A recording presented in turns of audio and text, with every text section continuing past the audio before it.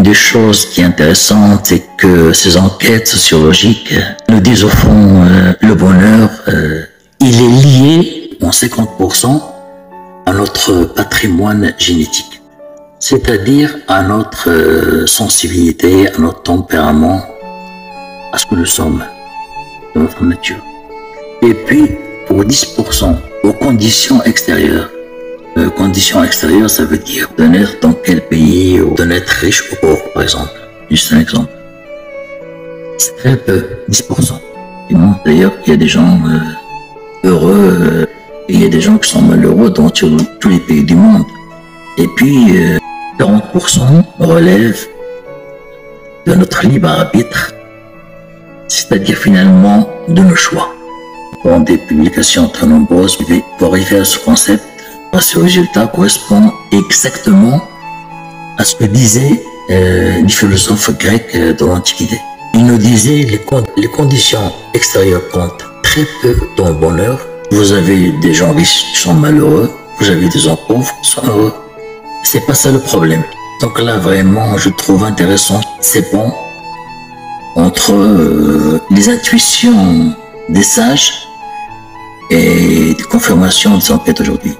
Alors, si notre sensibilité nous conditionnait d'être heureux ou pas, c'est déjà très important. Parce qu'on voit bien, il y a des gens qui sont spontanément, sont positifs, voient toujours le verre à moitié plein, et les autres, ils vont le voir à moitié vide. Donc, si on a un tempérament optimiste, joyeux, on sera naturellement beaucoup plus heureux. Si on a un tempérament pessimiste, plutôt douloureux, on sera toujours dans une vie où des choses qui sont très compliquées pour nous, pour l'aspect négatif. Platon le disait clairement, il y a deux types de tempéraments. Il y a les grincheux, il y a les joyeux. Il nous dit que les joyeux, quand il leur arrive quelque chose de positif, ils se trouvent ça très bien, tout à fait normal. S'il arrive quelque chose de négatif, ils disent bah, c'est pas grave, ça va m'aider encore à progresser. C'est une leçon de la vie. Les grincheux, il leur arrive quelque chose de négatif, ils disent c'est tout à fait normal, c'est logique, c'est normal. Et s'il arrive quelque chose de positif, ils trouvent ça anormal, suspect. On dit suspect. Donc on voit bien que rien que ça conditionne fortement cet état de bonheur, c'est-à-dire d'épanouissement. Il ne s'agit pas d'argent, il ne s'agit pas de statut social, non. Le bonheur est défini par les Grecs comme un état d'être. Le bonheur est un état d'être qui est le plus global et durable possible, mais le distinguant du plaisir. Un peu attention avec ce que j'ai dit, parce que c'est très très intéressant, ce que je vais dire maintenant. Le plaisir, on a tous l'expérience immédiate. Le bonheur, on n'a pas l'expérience immédiate, c'est quelque chose de second. Le plaisir, c'est de manger quelque chose qu'on aime, c'est de faire l'amour, c'est tout ce que nous aimons de faire, qui donne de sensations immédiates. Le plaisir est passager. Le plaisir est éphémère. Ça s'arrête. Et des fois, le plaisir a des conséquences douloureuses. Si on mange trop, on n'est pas bien.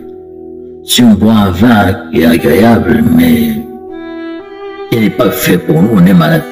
Donc, le plaisir est ambigu.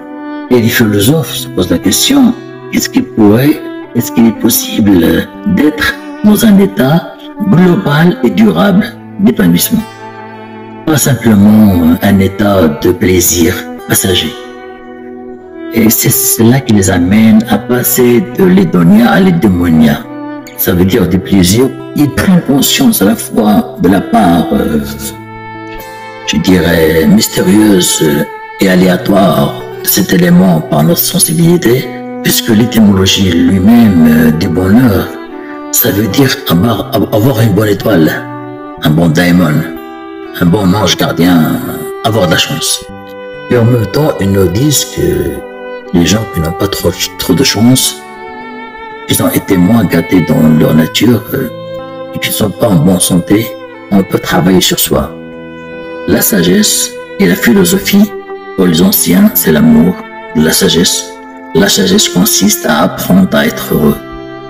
Épicure, dans sa définition de la philosophie, nous disent c'est une activité qui, par des raisonnements, conduit à la vie heureuse. La philosophie est devenue une histoire qui s'intéresse à tout. Aujourd'hui, elle vise à former les spécialistes à l'université. Pour les écoles de sagesse de l'Antiquité, que ce soit aristotélicien ou épicurien ou platonicien, la philosophie a formé des dogmes, formé des hommes capables d'être heureux tout le temps. Les Grecs soulignent parfaitement que le bonheur, c'est une décision. Est-ce que je veux être dans cet épanouissement global ou pas? Est-ce que je veux être heureux ou pas? Les gens qui sont honnêtes ils disent non, on ne veut pas être heureux. Alors, scientifiquement et statistiquement, le bonheur est divisé à 3. Ça veut dire pour être tout le temps heureux. C'est 40% c'est génétique et 10% ça vient de l'extérieur et 50% c'est nous-mêmes. Il faut cultiver la joie et cultiver le bonheur. Le plaisir, il est passager.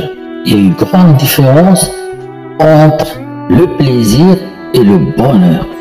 Parce qu'il y a tant de gens qui ne font pas la part entre tout ce qui est plaisir, qui se fait dans l'immédiat et disparaît, et le bonheur qui est un état d'être.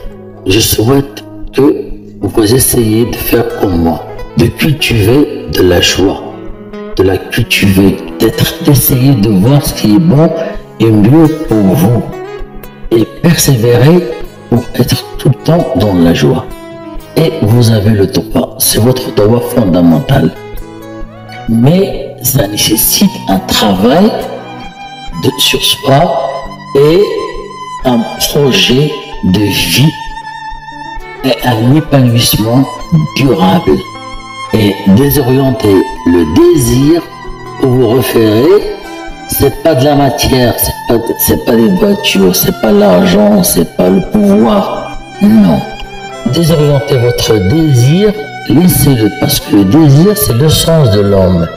Laissez le désir, mais désorientez-le vers des choses qui ne disparaissent pas, qui restent.